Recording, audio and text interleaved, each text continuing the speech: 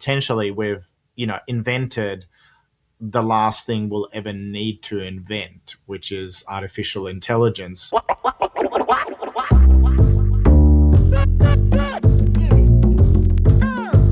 Welcome back to Keeping Commerce Weird, the podcast where we talk about the weird things that actually make commerce work. I'm your host, Travis Hess, the CEO of Commerce. Today's conversation is about a shift that most people can feel, but not everyone can articulate quite yet. We've spent the last couple of years talking about AI assisting the buyer, helping with search, recommendations, maybe speeding up checkout in certain use cases, but that's not where this is all going. What happens when AI becomes the buyer? When the interface isn't a website, it's a conversation. When discovery isn't search, it's an answer. And when your customer isn't clicking, they're delegating. That's a fundamentally different model. And if you zoom out, it starts to break a lot of assumptions about how commerce actually works. So to help unpack that, I'm joined by someone who spends his time living in that future. Anders Sörman-Nilsson is a Swedish-Australian futurist and the founder of Think. He's guided brands like Apple, Google, Meta, McKinsey, Adobe, where he also serves as an AI brand ambassador, Lego, Dyson, and Rugby New Zealand through the intersection of digital transformation and human connection. He's the author of 3 books, Digilogue, Seamless, and Aftershock, and his insights have been featured in the Wall Street Journal, the New York Times, Monocle, Forbes, and the BBC. And what I appreciate most about Anders is he doesn't just track trends. He pushes leaders to separate signal from noise and actually turn uncertainty into strategy. Because the real challenge right now isn't adopting AI, it's understanding what it breaks underneath. So today, we're going to get into what's real, what's hype, and what leaders should actually be doing right now to stay competitive without overreacting. We'll also give you a preview of Anders' upcoming keynote at our own Commerce Live, where we'll go deeper into what agentic commerce looks like in practice. Anders, welcome to Keeping Commerce Weird. Listen, first of all, welcome. Thank you for doing this, and thank you in advance for Commerce Live. I'm, for one, stoked to see you. I know I'm not alone, and your background's fascinating. You were an attorney at one point in time, I believe. When do you pivot, if you will, into becoming a futurist? Like, what gets you motivated to go, dive into that further and make a career change where you wake up and you go, and I'm not trying to trivialize, like you woke up one day and say, hey, I'm just going to go do this. I'm sure there was a process, but when does that happen? Why does that happen? How does that happen? Yeah, so I've had my business now for a little bit over 20 years. So I started fairly young, just after I became a lawyer, really. And I recall working for one of the big law firms, top-end corporate law firms, and at the junior stage of my career, and never really got beyond junior stage. They asked me to compare two versions of the same legislation, so 2 different years, but manually. And the stacks of paper were 10, 20 centimeters high, and they're like, check this one, and then manually mark up all the changes between this year's version and this year's version. And I'm like, already then I'm going, isn't there software that can do this? And they're like, oh, there's starting to be some software. This is, over 20 years ago. There's starting to be some software on the horizon, but this is how we train our lawyers around here. Like there was some kind of version of sort of, intergenerational trauma that they wanted to impose upon, the next generation of lawyers. They're like, this is how we did it in the, Exactly. Everyone's got to pledge the same, fraternity. You got to go through the same, hazing process. Sure. Yeah. And at the time, I got a little bit of I guess an invite from a friend of mine who was running a marketing agency. And so he was like, well, you can think, you can work, you obviously have, some discipline. You're vocal, you can articulate. So he's like, come and work for our marketing firm. So I did that for a while. And they started asking me to do presentations on demographics and generational trends.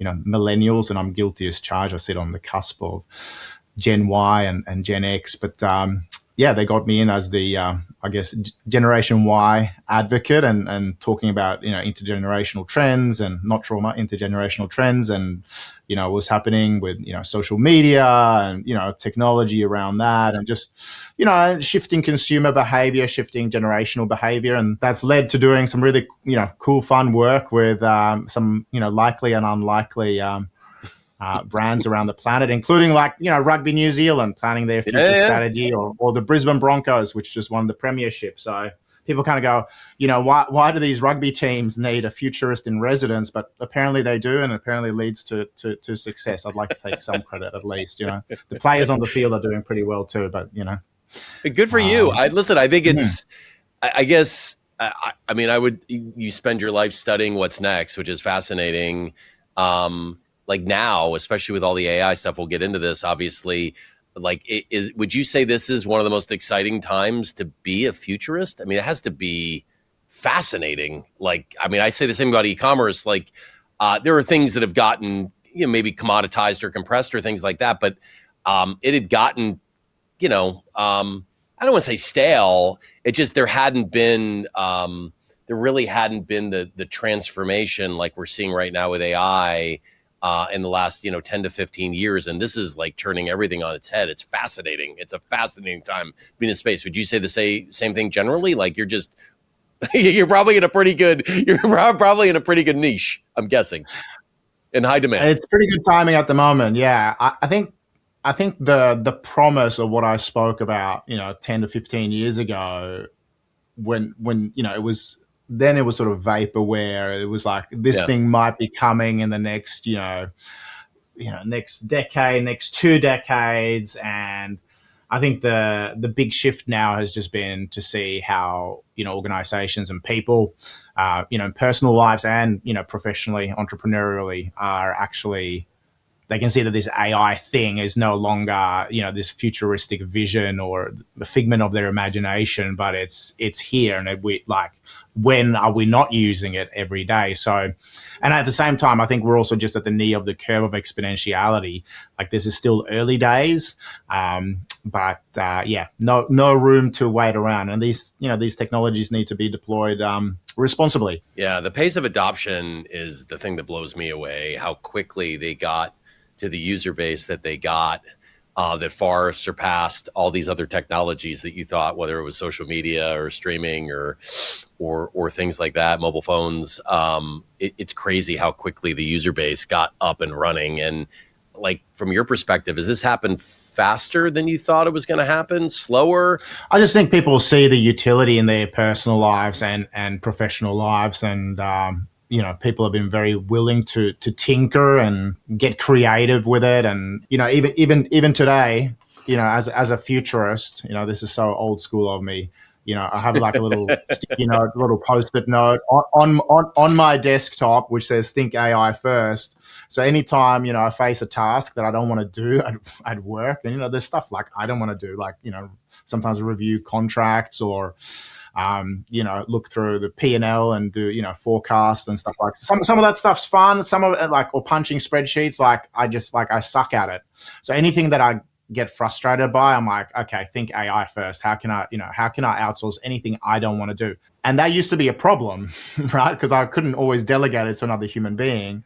But now I can delegate it to AI. And I think it's not just me, but everyone sees the utility in having the technology take the robot out of the human, so we can do less of the menial and the mundane, right? Comparing 2 years worth of legislation, for example, and actually free us up to do more of the meaningful and the humane.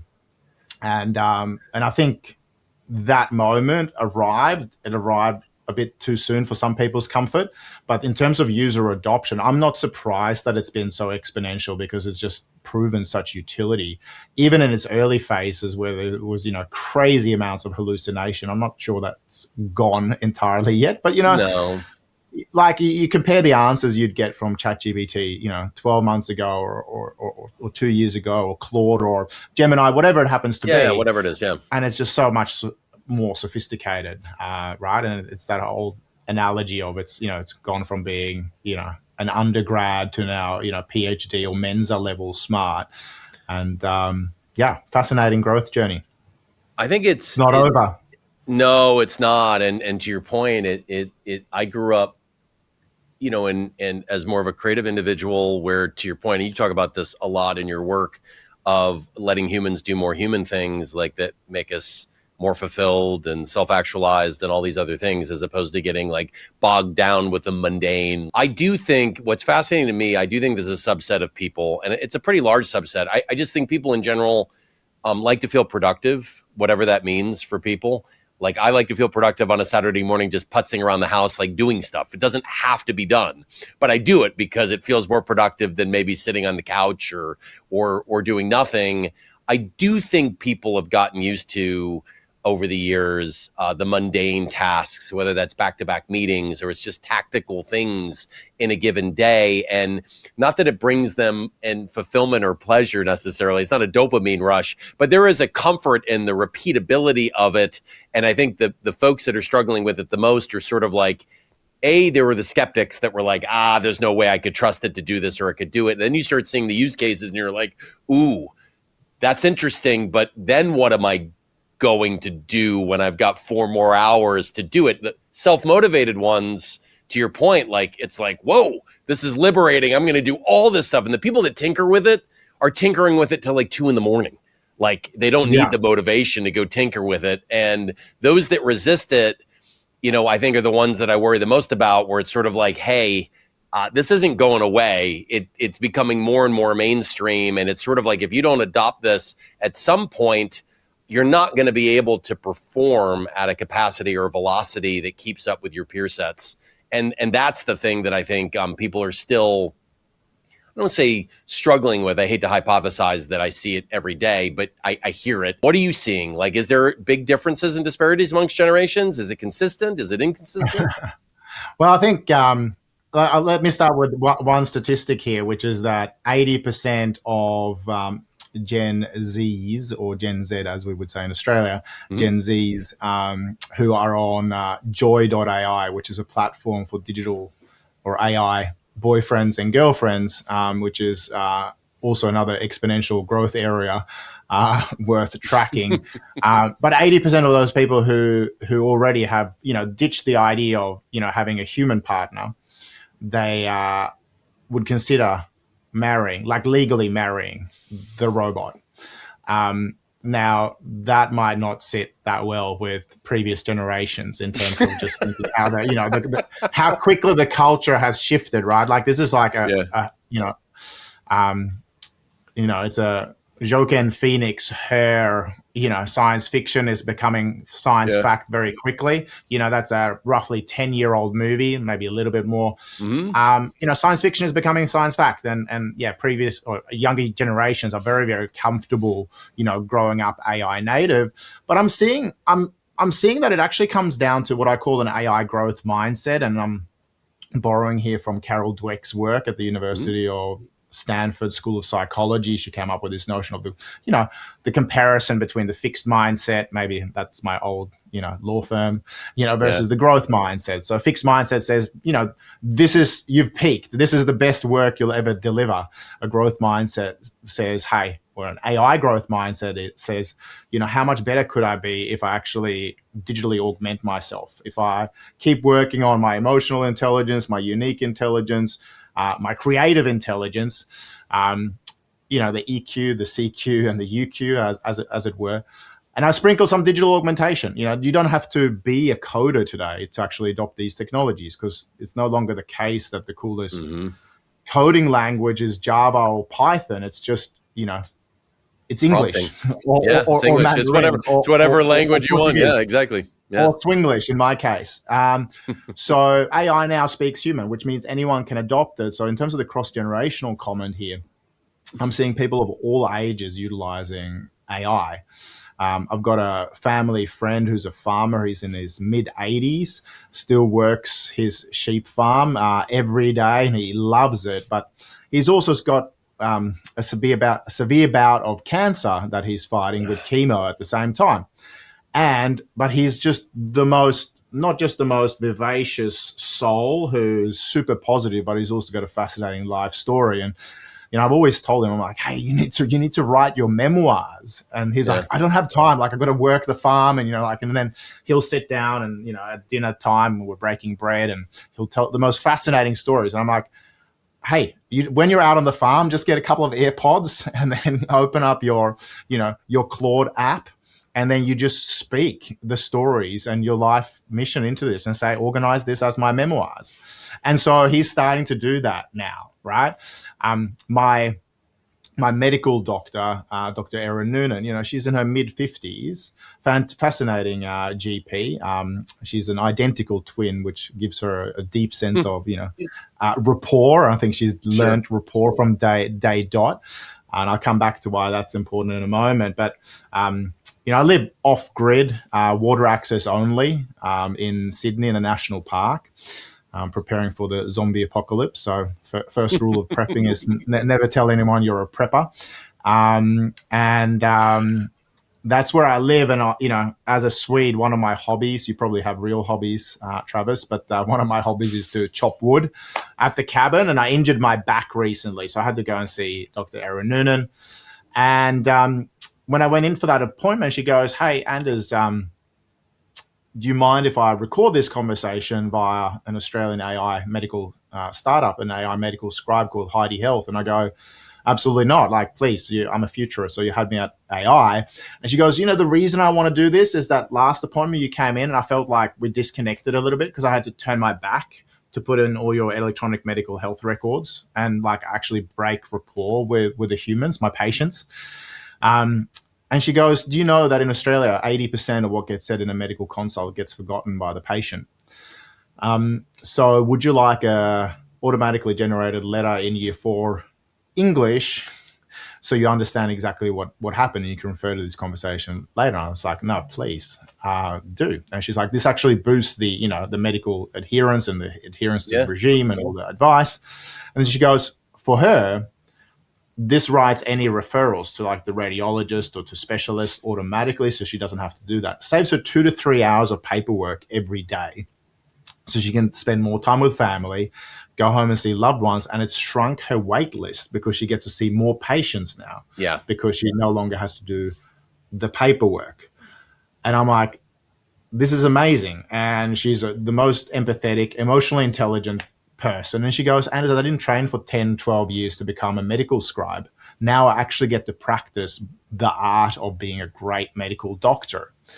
And that's a great example of where, the robot takes the robot out of the human. The AI takes the robot out of the human so we can do less of the menial and mundane and free us up to the meaningful and the humane, which is to connect and to serve the people around us. It's a very long answer to your question, but I just wanted to give you that cross-generation. Yeah, no. The color is helpful. I guess the bigger question is, when you were an attorney, if AI existed and you could have automated that task, do you think you would have stayed being an attorney? Would it have kept you in the game longer? Do you think? I think so, because like I still enjoy. There's a reason. Obviously, I studied law, and there's like a sense of ethos and justice, and of course. To Kill a Mockingbird, inspirations. One of the reasons I chose to study law originally. The practice is not always that, but I think I would have, like, the stuff I enjoy, which is like spending time with clients, problem solving, representing, advocating, those things. I was like, if there's more time to do that, amazing. It's also probably better for my billables than, and then having AI doing what is, being considered the junior work. And that's a massive succession issue now for big law firm partnerships. Ironically, I work with a bunch of law firm partnerships now, and there's 2 schools of thought there. Some people are going, hey, this sucks because like we're going to give all the previous junior work to AI agents, and that's where we all had to train. So our juniors just going to skip that and expect to be partners or senior associates straight away. Some of them don't have the EQ skills, maybe that their generation has. So do we dare bring them into consults and things like that? And the other school of thought is like, hey, maybe we just do exactly that. Actually expose them to the really interesting stuff, even if they have to shadow us for a little bit longer.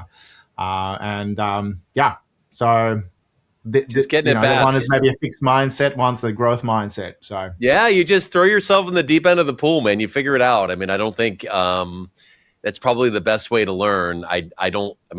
Things happen so fast now versus years past. The one disadvantage is everything is at a fever pitch, as opposed to, spending on site. What you would do in an hour now through technology would have taken a day and a half or 2 days on site with a client. And what's missing from that is the softer stuff. It's sort of like the relationship, like you just spend more time doing different things back then that maybe you don't get as much time. So now it's more like of a velocity game. Now you gotta do 100 of those things to get the same amount of sort of access to experiences maybe you do 10 in years past. But let's bring it. I've taken this conversation selfishly down paths outside of the e-commerce industry. All right, all good. Down the rabbit hole. Yeah, it's all good. Bringing it back to commerce, right? Because we deal with this all the time. We're right smack in the middle of it. We're going to talk about this in a couple of weeks in Chicago. Obviously, tons of hype in commerce. Probably one of the few industries that almost everyone can relate to on a personal level, because people shop online and obviously see a lot of these use cases on a day-to-day basis. Where, in your experience, like from your perspective, like where are you seeing people get it right? Where were you seeing people get it wrong? At least in the early days here. Yeah, I think now that when I wrote a book about this called Digilog, How to Win the Digital Minds and the Analog Hearts of Tomorrow's Customers a few years ago, it was really a love letter to my mum, who was taking over the family business in Sweden. And, she was struggling, like the business was nearly 100 years old, third generation owner operator. She was like, if I just continue doing, the same thing as her father and his father before him, my grandfather and great-grandfather, tides will turn, things are just cyclical. And I was like, Mum, you're being massively digitally disrupted, like Mr. Porter, Amazon.com, you name it, right? You name it. Net-a-Porter, whatever, So I'm like, Mum, you need to really invest into winning what I call the digital minds, the information-focused, right? Rational, increasingly digitized minds of the customer that was emerging. Because, we were all kind of going, we would walk into a store and be like, hey, we'll scan this barcode, we'll scan that barcode to contribute to Amazon's, real-time comparative pricing cloud with a 5% discount, do Amazon's dirty work for them. Yeah, of course. And then, a sales assistant like my mum would walk up and be like, hey, I want to tell you about, the beautiful cottons here and, the organic farm we source these things from, or the family businesses we work with around the planet. She was just trying to lean into the emotion, right? Like the enduringly analog emotional hearts of human customers. And but she failed to do any of the digital stuff. So I was like, Mum, hey, we don't have to throw away the analog baby with the digital bathwater necessarily, right? There's stuff you've done well for nearly 100 years, but let's enhance those. Let's tell those stories on Instagram and, social media and in, your newsletters, etc. But also run a really efficient operation courtesy of digital and measuring, your SKUs and, what's moving and what's not moving, what's sitting on the shelves and all the rest. There's so much data here that we're not seeing in terms of the patterns. And so this notion of Digilog emerged before anyone started talking about Phygital or Digical, and kudos and respect to some of the other companies that have changed the term a little bit, or evolved the term, or stolen and borrowed with permission. Borrowed it. Sure. So I think we'll understand that idea, right? Like early days of omni-channel and all the rest. But it's about doing both. And I think what we're now seeing with artificial intelligence on top is that while that notion of Digilog was very much focused on how do we win the digital minds and the analog hearts of tomorrow's customers, the reality is tomorrow's customer is not just going to be human, right? We're all going to have our own procurement officer. You no longer need to have, large organization that you're representing to have a procurement officer. We'll all have a procurement officer. And so the rails we build, it's like SEO on steroids, right? Before you had to, do stuff like you were writing, interesting blog content to have your, web page rank, and, you had to do it, yes, for humans, but, do hyperlinks and, there was a lot of little tinkering under the hood. Yeah, of course. old ideas, which is like, 25% of your time should be spent on, the creative and the content, and then 75% just optimizing for the search engines. Now, on top of this, of course, we have, answer engine optimization on top of that. And of course, from a web commerce platform perspective, you need to build the rails that are going to work with automated agents who are going to do all of our shopping on our behalf. So this idea of like digital minds, and optimizing for the information focused part of the machines that do our shopping for us is absolutely critical. I'm not sure I've addressed all parts of your question, but I think this has been a little bit of the sort of evolution in the moment we're in at the moment. Yeah. I'll give you one example of, how quickly this is moving too. I spoke at a big digital payments conference recently, and I mentioned the fact that in Europe now, the first transaction using, it sounds old school now, but a credit card just happened. So between two agents, so Banco Santander together with MasterCard just facilitated the first transaction using a MasterCard, of course, in that particular instance, where two agents transacted, right? And they do that seamlessly now. And so that is going to be the norm. And I'm quite thankful for that too. Like throughout, I guess, digital disruption, digital transformation, you and I have been asked to, become our own bank teller. We're now the grocery, checkout person. We've been forced to become our own travel agent. So we've actually adopted and, been burdened with doing all these jobs that previously other humans had, right? Yep. But you and I had to take on that menial labor. And like, I can tell you, like, as a father of an 8-year-old and a 4-year-old, when I'm at the checkout and I'm doing self-checkout at Woolworths, one of Australia's largest grocers. Yeah, sure, big deal, yeah. And, my 4-year-old's climbing on the, the sensors and, making sure that, it tells the, self-checkout area that I've just bought, 15 kilos of, lemons, for example. And I was like, can you please not like weigh on that? And, the attendants have to come up and stuff. And then, on my Apple Wallet, I've got like 55 different options of like, this loyalty program, that loyalty program, use this credit card, this debit card. Like, what do you want to do? And I'm like in a high cortisol environment. I'm like, is this stressful? I'm like, can my agent just solve this? Like when I scan, like if I'm even doing self-checkout and I'm doing my, I'm another human agency work for them in a sense.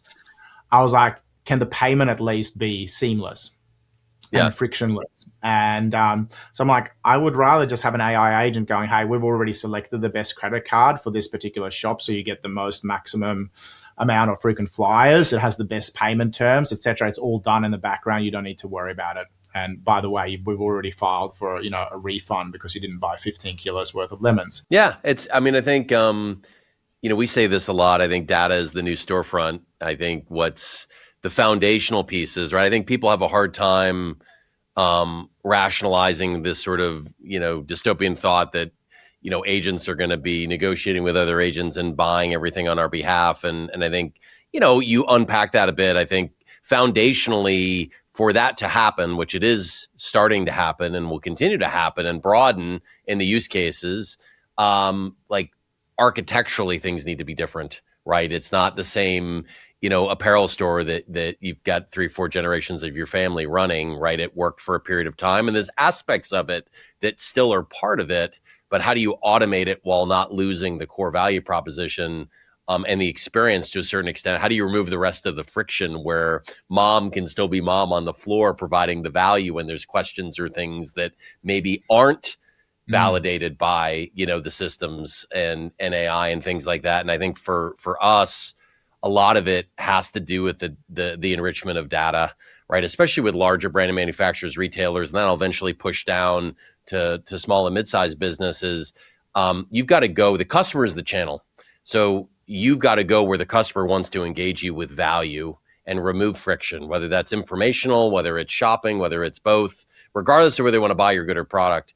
You've got to do that at scale. And most brands I know care about where they show up, care about how they show up, and care about who they show up next to and what that experience is. If that experience is bad, it may not only cost you a sale, it may drive up other costs and things like that as a result of the experience. So it's fascinating for this forcing function. Like AI had to come around to basically be a forcing function for people to get their act together, realize that not only do they need to embrace it because the user behavior and where they're going from a destination perspective with ChatGPT and all the answer engines, they've got to figure out how to get there with relevance, and then figure out how to play nicely with this, which is really forcing a transformation, if you will. Like, you need to get your shit together because this is here. It's evolving really, really quickly. And if you're not going to get there, you're going to be invisible. Like, this is going to have really deleterious impacts to your business. Do you, I mean, I know people aren't necessarily fear mongering, but do you feel like that is resonating with people? I know there's a subset that have obviously embraced it and are enthusiastic and running. Think of like big legacy businesses and big organizations that just don't tend to move quickly. Like, what's been your perspective? Obviously, you work with a lot of these companies. What's been your line of sight into this? It's always both, and also, and I think a couple of, reflections on this. The old Moore's law, of course, as you'd be aware, every 18 to 24 months, computing power doubles while it comes down, deflationary, nature of it comes down in price.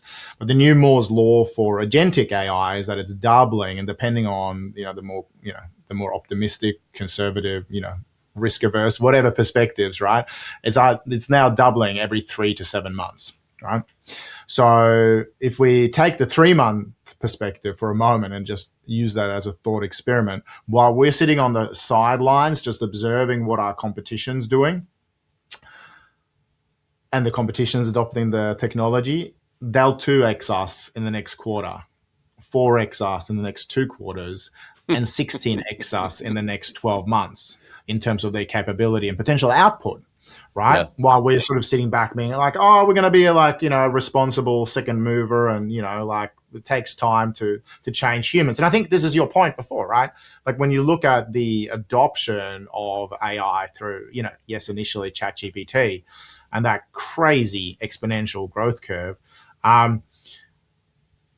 that shows you people are hungry for this. Yeah. Yeah. There are some naysayers, there are some laggards, there are some Luddites out there, but like people are hungry because like a lot of work is just boring. Now this, and it's filled with friction where humans are often bottlenecks. So, recently, and I described this, like, as I said, like I have a love-hate relationship with travel. I do a lot of travel. I like to get the best deals, and I know what I like in terms of optimizing my points and whatever airlines there's values that I could potentially train an AI agent to do. But then I was on an American, I'm not going to name the brand, but an American airlines webpage, because I had to do all these sort of like one-way trips. Like I'm going to LA tonight and I'm flying over to New York, spending the weekend there. Then I'm going to Puerto Rico. Then I'm going back to LA. It's a one-way trip. Then back to Sydney. And then, I'm going to be in Sydney hanging out with my boys because it's my week with my boys. And I'm heading back over to Chicago, which is going to be great. Hang out with you guys at Commerce Live. But there was just a lot of one-way things. And so I had to book all these trips sort of independently of one another because that's what that website forced me to do. And at every time, like I did this over like a 2 or 3 hour session. Like it's not the work that I should be doing. It's the menial and the mundane, whatever. But I was like, hey, I want to make sure that it all works with, jet lag and, sleep schedules and whatever else. And every time I went onto the website and I'd done a new search, say for like, LA to New York, I had to log in and prove via a very, very long CAPTCHA that I was human. But it's not just the one CAPTCHA anymore. It's like 14, it's like 10 windows of like I fail those things all the time. I'm like, how many what it's like, show me the bicycle. Well, can you just show me one block with the bike? Like am I including like the little tiny handlebar or like it's so frustrating. And it's crazy. So like every time I'm like, oh, like, have you not placed cookies on my computer? Like, I'm human. And so I have to like do this CAPTCHA thing for like, the 12 flights or whatever that I had to, I don't know the exact number, but like, so a bunch of flights. Every time I have to prove that I'm human. And the e-commerce experience was pretty woeful. And And then I'm like, okay, so these guys are clearly not set up even in a world of just humans, because now I'm complaining with you to you. No, Andy complained. I think it's Australia. Andy complained about the same thing. He was bitching, and I won't name the airline. He did. He's like, I fly to LA all the time, and he's like, why do you keep giving me Long Beach to fly to? They only fly to LAX. Like this is a 20-year-old problem. Like this is not complicated. But then first I'm like, okay, this CAPTCHA thing is getting like boring as a human being. I'm like, okay, this shits me. And then I'm going, well, clearly they're not set up for humans or for the AI agents. Not even close. I mean, I know some AI agents are starting to hack the CAPTCHA, so that's fine. So we might talk about that at Commerce Live. But again, it just shows you how ill prepared they are for the future, right? And they're not turning science fiction into science fact or business fact or a great seamless customer experience, either for a human or an AI agent. Yeah, I think it's fascinating. I came out of the services side of this business, which is a different sight line than software at times. And one of the frustrating things I've seen in the space over 20 years is just the pace by which change takes place, right? And I think you said this publicly a number of times, like humans hate change, they suck at change. Right. It just, these things take a long time. And this is the fastest, most disruptive change I've ever seen, probably in my life. Forget about the industry, where there's so much adoption so quickly and so many applicable use cases that would normally take like, a year, 2, 3 years to really take hold. You're seeing happening in weeks. And then what's fascinating is this of evangelical sort of sharing of ideas and prompts and things. People are like, they build stuff and they're proud of them. They share them with other people, which just accelerates the progression and evolution of how this is all going. It's a fascinating, like, you would think normally people would be a bit more guarded about, what they produce and things like that. But it's almost like this open source concept of like, they can't wait to tell somebody about it and share it. And then they're riffing on it, making it better and sharing it back. And it's just like, just story after story after story. I find myself picking people's brains all the time on, what's the latest sort of skill sets that you've trained some of these agents? What are the use cases? How are you applying it? Like, it's fascinating on every spectrum of life, personally and professionally. That is just like, it's like a college class in a very concentrated period of time. If you like to learn and you're inquisitive,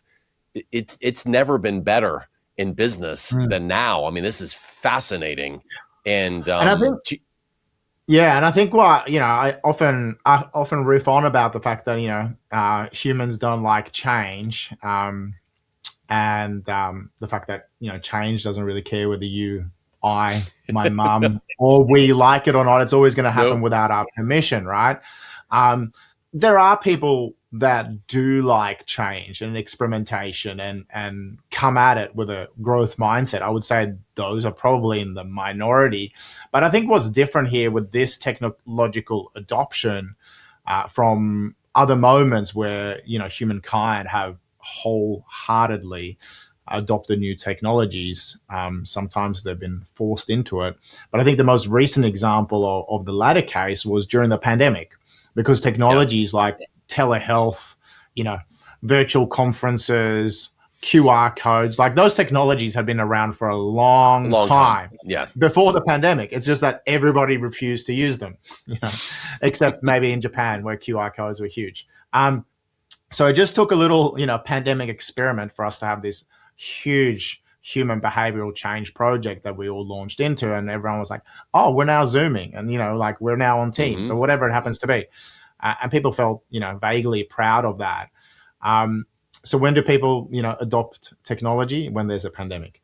Now there's not a pandemic. Now there's not a pandemic, and I'm really seeing people getting curious with a technology, or like, what else can we do?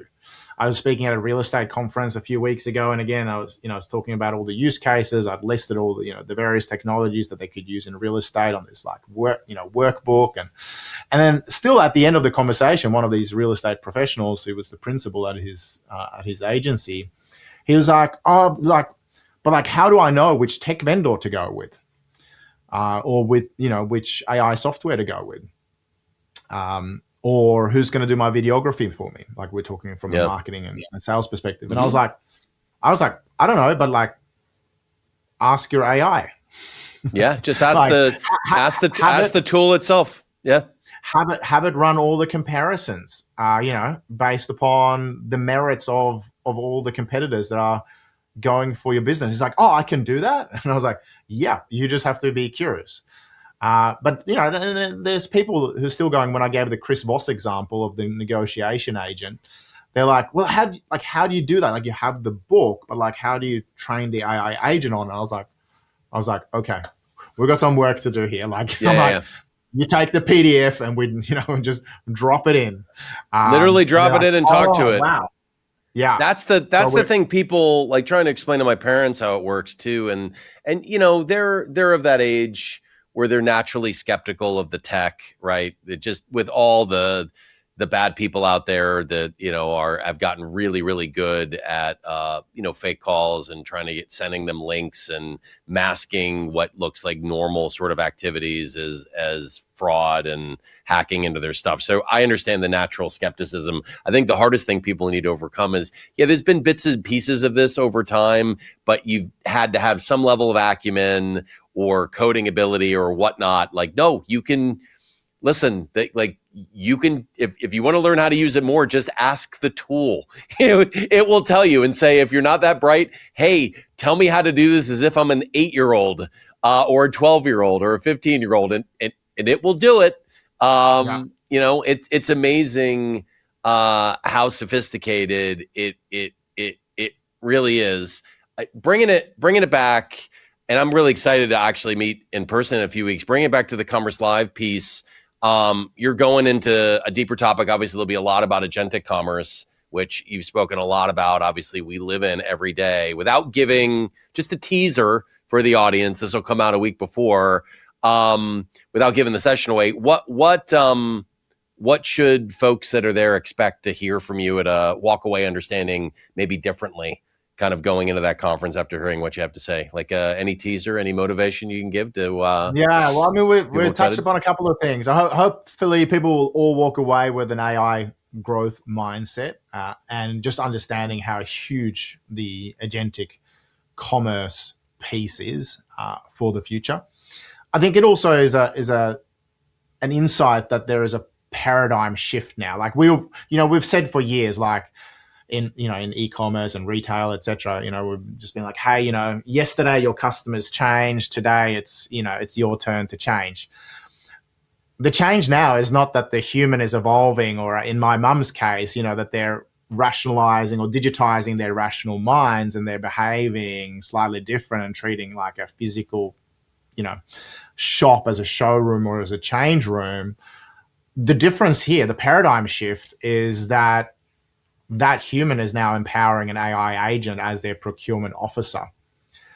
But we can't just optimize for the machine, right? Like, we've got to play this, in a sense, as a new omni-channel on steroids, right? Like, we've got to optimize both channels, make sure that your catalogs read, because like, unlike me that sits through and goes through those 12 CAPTCHA moments on an airlines, like the AI agent's just going to be like, this website sucks.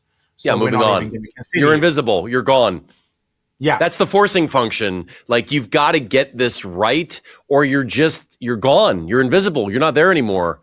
Like, and I think that's the fascinating fundamental shift. Like, this isn't optional. This is like, get your shit together or you die, metaphorically speaking, realistically. Fair? Is that a fair characterization in your opinion? And I think it's going to change the entire branding game again. So, like as a Swede, as a Scandinavian, like, I love my Scandinavian design and all the rest. Of course, I love the visual formats of various social media networks, and I'm sure there's plenty of brands I've bought because I was like, that's an awesome Instagram, visually stimulating, feed, and it's got interesting content, and all that stuff's going to be really, really important. But it's not just content; it's also going to be context.